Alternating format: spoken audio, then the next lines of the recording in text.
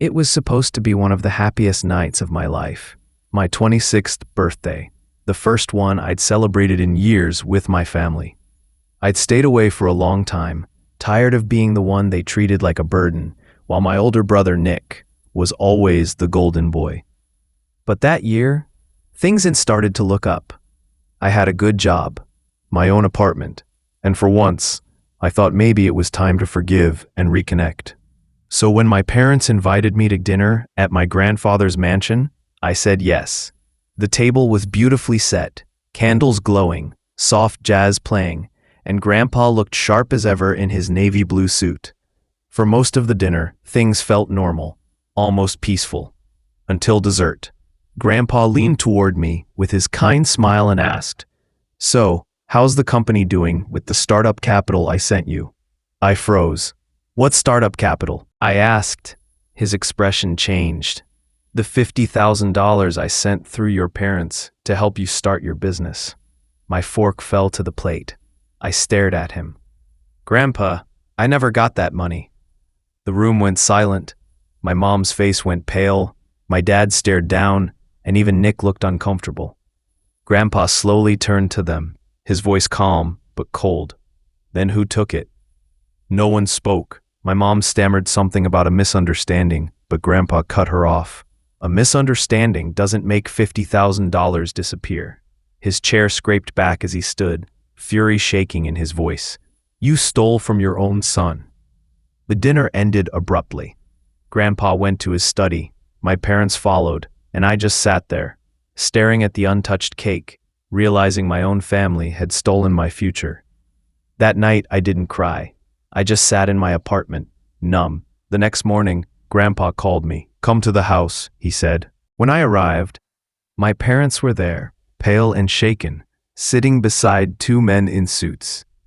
Grandpa pushed a stack of papers toward me.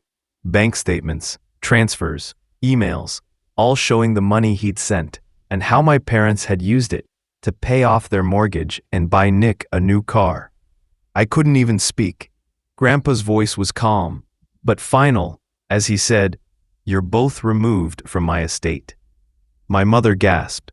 My father went silent, and Nick tried to protest until Grandpa added, "Alex will take control of the family investment branch."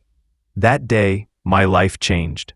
My parents begged, called, showed up, but I never answered. I focused on work, determined to build what they tried to steal from me. Months later, when their house was foreclosed and Nick's car repossessed, my father called asking for help. I met them at a cafe. They looked tired and desperate. "We just need a small loan," my dad said. I looked at them quietly and said, "You know, Grandpa once gave me money to start something. I never got it. You remember that, right?" My mother's eyes welled up. "We made a mistake." "No," I replied. "You made a choice." I left a $20 bill for their coffee and walked away. A few months later, I bought the very house they lost, but I didn't tell them. I turned it into the headquarters for my own startup, the one I'd always dreamed of creating. When I invited them to the grand opening, they came, not realizing where they were until they saw the view from the window. My mom whispered, "This was our house." I smiled and said, "No, this was my beginning." The same walls they once filled with lies now stood for something real. Grandpa stood beside me that night, proud as I locked the doors to my new company. I didn't need to destroy them. They'd already destroyed themselves. Because revenge doesn't always come with shouting or anger. Sometimes it's just the quiet satisfaction of knowing the truth finally won. Grandpa didn't just give me money. He gave me closure.